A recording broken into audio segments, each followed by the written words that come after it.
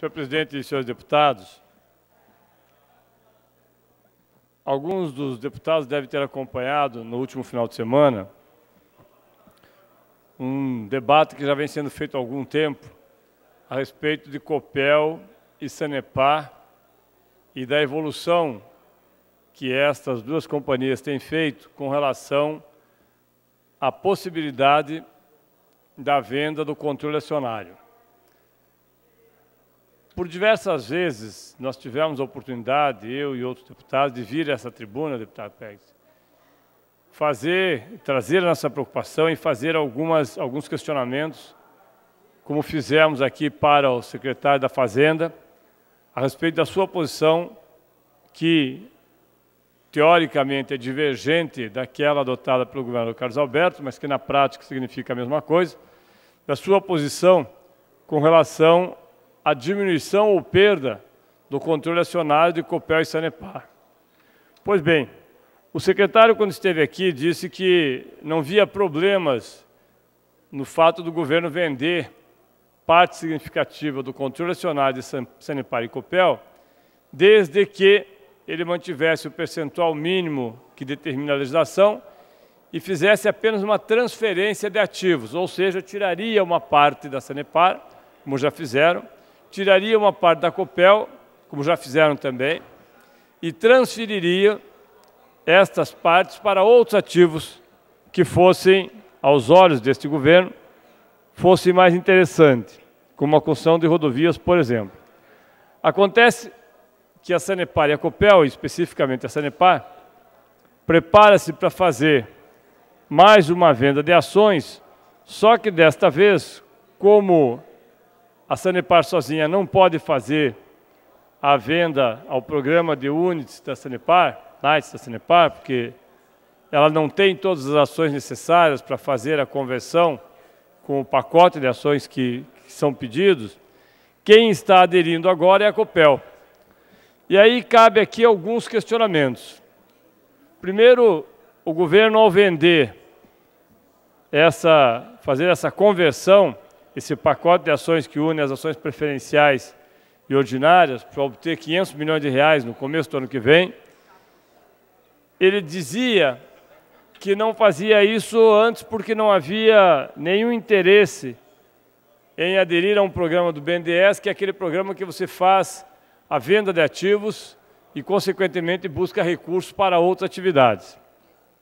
Agora, o governo estadual voltou a reiterar, nessa mesma semana, que tem interesse em fazer essa venda para mudar ativos. E aí me chama a atenção, porque diz lá pelas tantas, o documento prevê 7 formas distintas de fazer essa operação: alienação, participação societária do poder público, aumento ou abertura de capital social das empresas estatais, no caso mais específico da Copel, concessões, permissões, parceria público-privadas e arrendamento de bens. Arrendamento de bens deve ser aquela história que fez lá na Praia do Leste, ou no litoral. E em 2016, o governo já aprovou um pacote de ajuste fiscal permitindo que possa ser alienadas as ações das empresas públicas em economia mista, desde que seja mantido o controle acionário. De lá para cá, nós vimos uma série de presepadas feitas pelo governo, no caso da Sanepar. Nós sabemos que, ao diluir a participação, o governo perde o poder decisório. E tanto perde o poder decisório, que agora, dito aqui nesta matéria, o objetivo deles é garantir, governo, é garantir o interesse dos investidores e impedir que se repitam situações como a revisão extraordinária da tarifa de 2017. Quando os investidores dizem que comprarão a maior parte dessas ações, deputado Pérez, ficarão com a maior parte pulverizada das ações, o governo ficará com o mínimo necessário, isso dará direito a esses investidores de barrar iniciativas como estas que foram feitas agora, como a dilação do prazo em que foi feito o reajuste das tarifas da Sanepar. Para a população, isso é péssimo. Para a companhia, pode ser bom porque aumenta o lucro. Mas a pergunta que nós fazemos é, afinal, a Sanepar e a Copel são empresas públicas do Estado para a população ou empresas públicas voltadas apenas e tão somente para aumentar o seu lucro e, com isso, aumentar a rentabilidade de dividendos pagos aos acionistas. Este é um debate que nós faremos na sequência, porque uma das coisas que nos chama a atenção, e eu falei nisso semana passada, até deputado Romanelli, nós não fizemos o pedido de informações, não faremos hoje, mas iremos fazê-lo amanhã sobre a UEGA, porque a UEGA é aquela história. Na terça-feira eu comentei aqui a respeito da UEGA e, nesse caso agora específico, volta, nessa matéria sobre a Sanepar e Copel, volta a aparecer a UEGA. Abre aspas. No caso da Copel, o relacionamento com o mercado não está numa boa fase.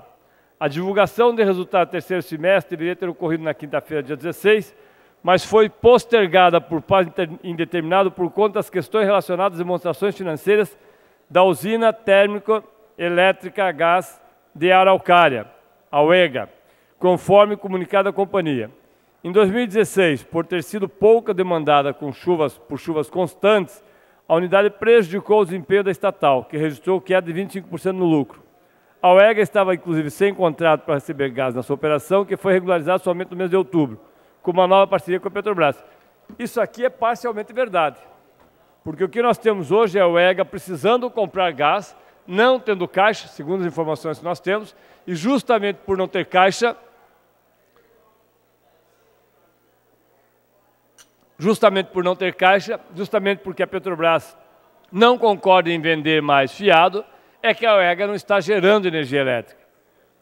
Nesse processo, amanhã, é importante que nós tenhamos a resposta da usina elétrica a gás de Araucária, porque isso determina, inclusive, os próximos passos, inclusive esse onde Sanepar e Copel se unem para vender ações.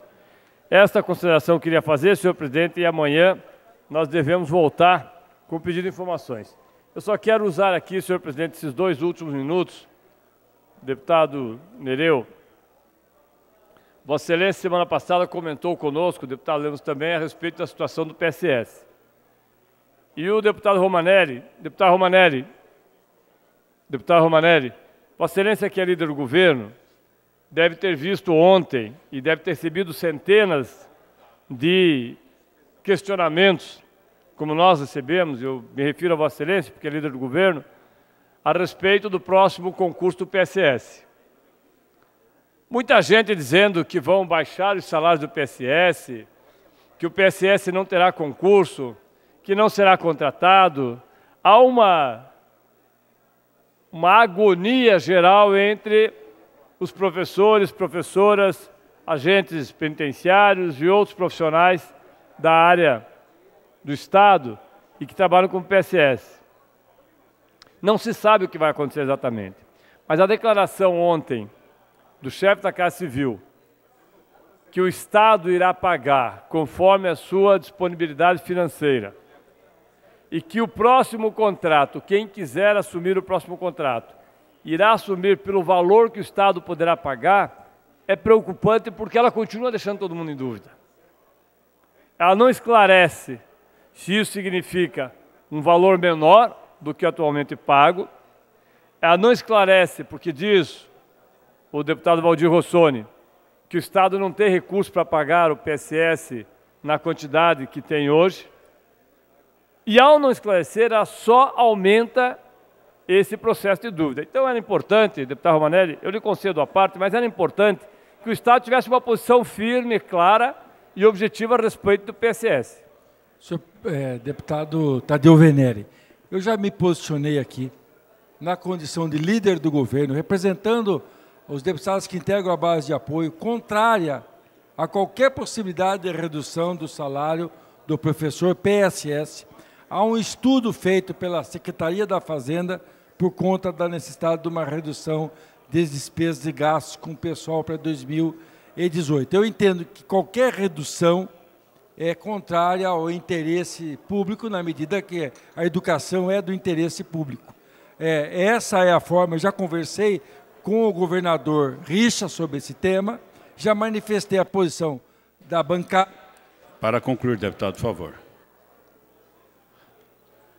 Permita, já posicionei a posição da bancada que é contrária, e eu espero que a sensatez possa prevalecer e o governador Richa rechace a proposta feita pela Secretaria da Fazenda. E quero dizer que a posição do chefe da Casa Civil, Valdir Rossoni, é na tentativa de encontrar uma opção. A posição dele, diferente do que possa parecer, ele é favorável à manutenção do valor que nós temos, que é o valor equiparado de início do salário do professor QPM, de acordo com a regra que nós temos hoje. Obrigado, deputado Romanelli. Senhor presidente, me permita nesses 20 segundos apenas fazer uma proposta ao líder do governo. Deputado Romanelli, nós da oposição, e Vossa Excelência como líder do governo, nós deveríamos, e vou propor isso amanhã, que nós façamos, em nome dos 54 deputados, deputado Romanelli, em nome dos 54 deputados, nós possamos fazer aqui um documento, encaminhá-lo à Secretaria da Fazenda, refletindo a posição não do deputado A, B ou C, da oposição do governo, mas dos 54 deputados dessa casa, que não se altere o pagamento dos PSS na forma como vem sendo feito, porque isso expressa a sua opinião, expressa a opinião dos deputados, como Vossa Excelência colocou, da base do governo, a nossa opinião dos deputados da oposição, certamente do presidente da Assembleia Legislativa, e assim talvez nós possamos sensibilizar o chefe da Casa Civil, que já vem se manifestando, e também o secretário da Fazenda. Essa é a proposta que faço. Um segundo. Essa é a proposta que eu faço, deputado Hussenbach, e amanhã a gente elabora esse documento e manda ao senhor Mauro Ricardo. Não cabe à parte, deputado.